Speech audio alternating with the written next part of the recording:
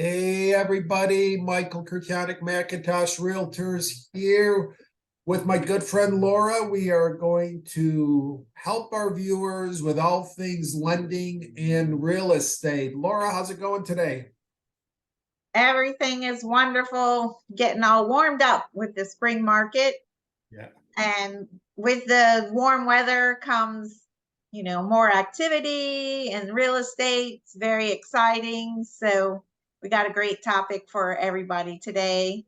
I'm really excited to talk to you all about it and ask Michael some good questions that will be helpful to you.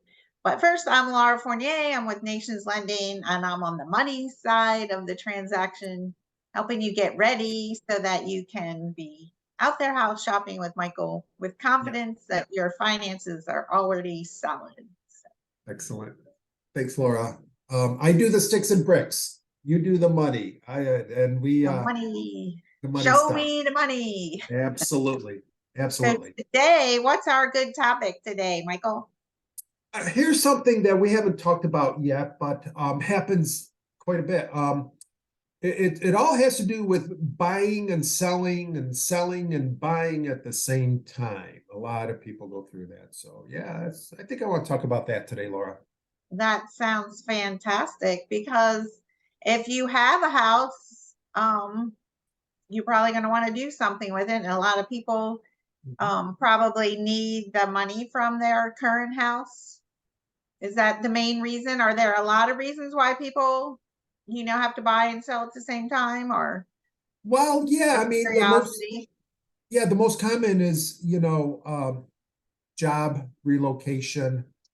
I know during the pandemic, a lot of people, Laura, were working from home and all that stuff. So there were adjustments made between employers and employees. But the usual reason why people move is job relocation, death, divorce, school. Sometimes a house is too small with children and they need a bigger house. Some people, their children have flown the coop and now they're empty nesters and need to downsize, and still others do make lateral moves. And so when they have their house that they're living in that they own and need to sell, the question is always, where do you move to? And this happens quite a lot. That's why I wanted to talk about it today. We had over 6 million sales in 2022 in the United States. So this is a quite a common occurrence throughout the country. Mm-hmm. Yeah. So how often is there a percentage? Is there any statistics on how often people are actually doing the buying and the selling together simultaneously? Yeah, not that I've seen, because it does vary, but suffice to say that out of the 6 million people who went to settlement, I've got to believe at least three-quarters or more were sellers and buyers at the same time. At least that's what it is probably in Maryland. I'd say over 50% definitely do both. Wow, that's such a big number, 6 million sales in Mhm.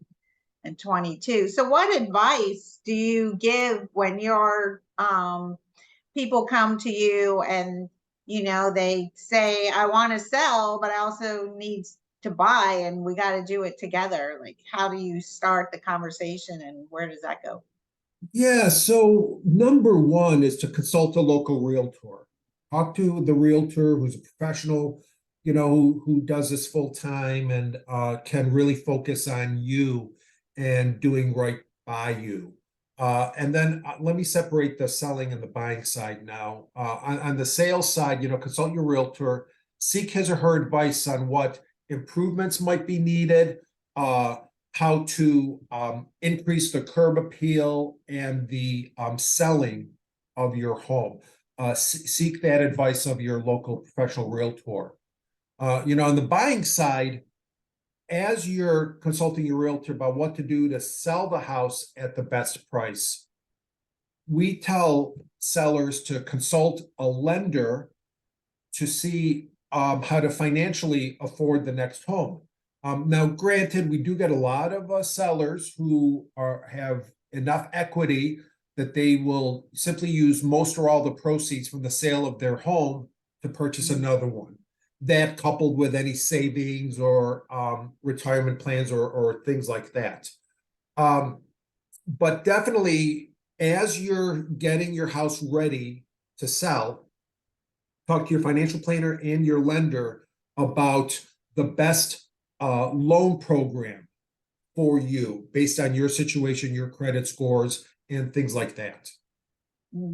Yeah, because sometimes, you know, with a good lender and some creative ways, we can see if you can finance the new house before moving out of the old residence. Like you don't have to do it simultaneously if you can afford to handle both properties. But I know that's not the case for a lot of people. A lot of times they do have to settle on the one they have now before they can go on. But we certainly can look at that opportunity because that does make, I'm sure, the timing a little easier for everybody concerned. Now, if you have a house to sell, is it best to look for the new house or get your current house under contract? Like, how do you decide on that? Yeah, the short answer is, Laura, I don't know until I talk to the sellers, but there are a couple factors that I'll explore right now. One is you definitely want to get the timing right, but in my experience, I have found that sellers, as they're doing the improvements on their home, as they're getting the house prepped and ready to sell, we should start looking at houses. We want to see what's out there. We want to, we don't necessarily have to write an offer, but let's see what's out there in their price range after talking to the lender, of course, and knowing proceeds from settlement. Just see what's out there, see where they want to go, and see what they like. And then once, and here's the tricky part, it's all about the timing. Let's say the timing works. Let's say that we find a house on 123 Main Street and we write an offer that is contingent upon the sale and settlement of their home. You know, in today's market, Laura, not a lot of houses on the market, and sellers might not be willing to accept an offer that's contingent upon the sale and settlement of their home. But we don't know that seller's motivation. Maybe they have a house to build and they're like 6 or 8 months out, you know, and maybe they're fine with waiting. You know, we don't know. So we tried that path. Additionally, if we find a home of choice, then we can put the house on the market. And even if we don't find a home of choice, we still put the house on the market, and then it kind of accelerates the process for these sellers to find a house, because with low inventory, there's likely going to be high interest in their home if it's priced right, good location, et cetera, et cetera. So getting the timing right is why we lean on the expertise of the realtor and also the professionalism of the lender to guide us through getting the timing just right. Now, can you add in, I know this is an old contingency that I haven't seen in a long, long time, but can you add in when you have your house for sale that you're not going to move until you find your home of choice? So you're basically putting the contingency on the buyer to wait until you find what you want? Yes, like I said, when we're a buyer, we don't know the seller situation until we submit an offer and have some discussions, right? By the same token, we don't know the buyer's situation.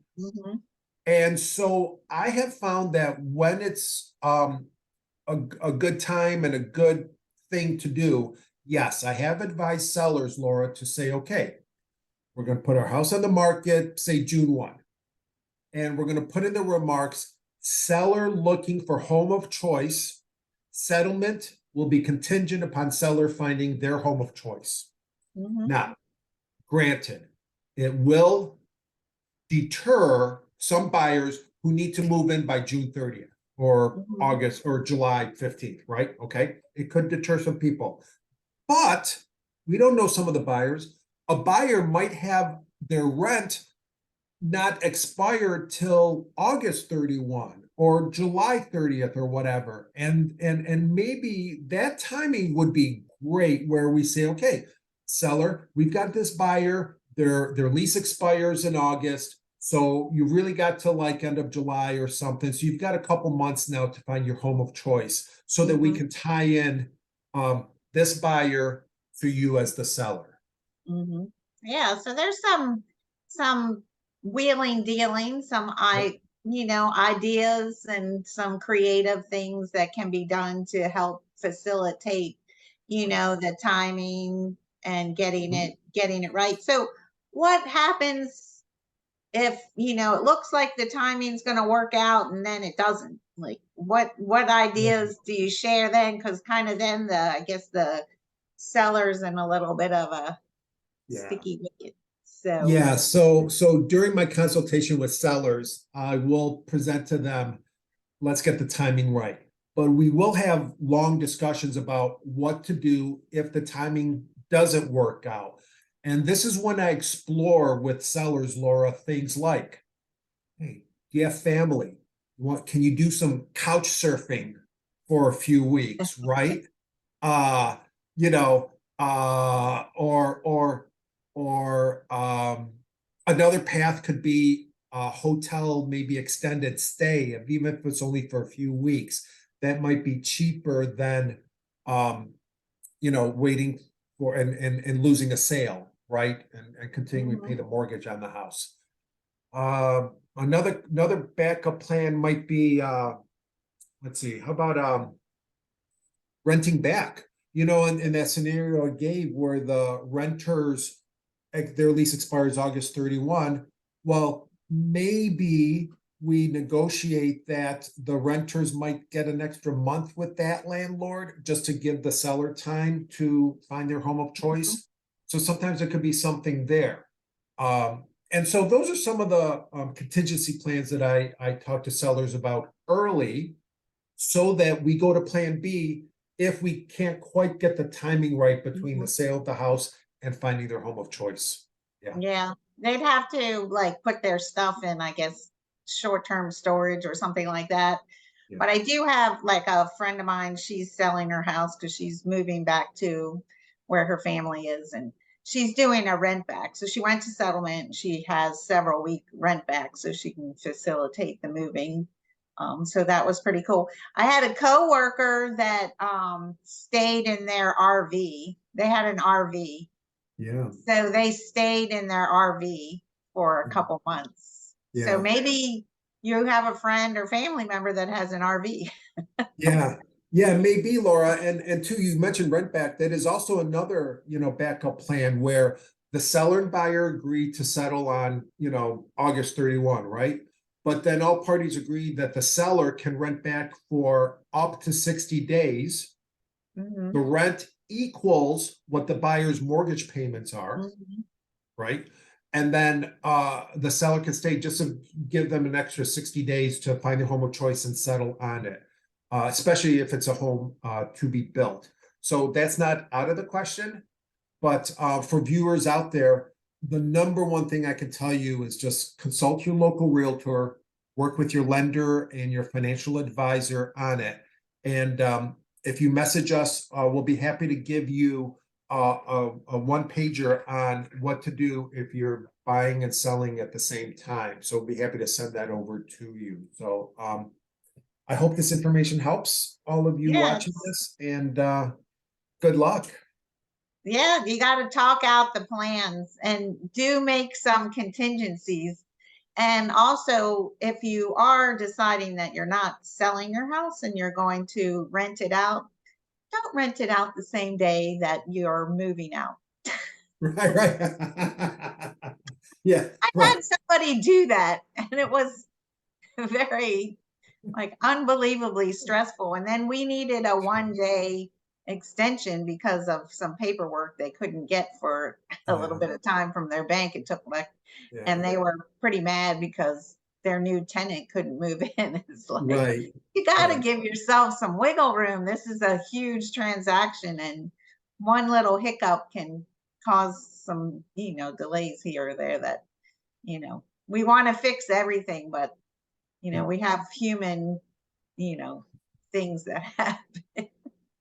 So That is make so some funny. contingency plans, talk it out, be Yeah. thorough, Yeah. and have a great agent like Michael, because he's going to have all these sometimes difficult conversations. Yeah, yeah, and talking out loud, it will relieve stress in the long run, and we're there to guide you. And certainly having Laura on your team to help with the lending and guiding you through the process, that we'll do it together. So I hope this helped. Buying and selling at the same time is not uncommon, can be stressful, but if you talk things out and have clear paths, you'll be all right.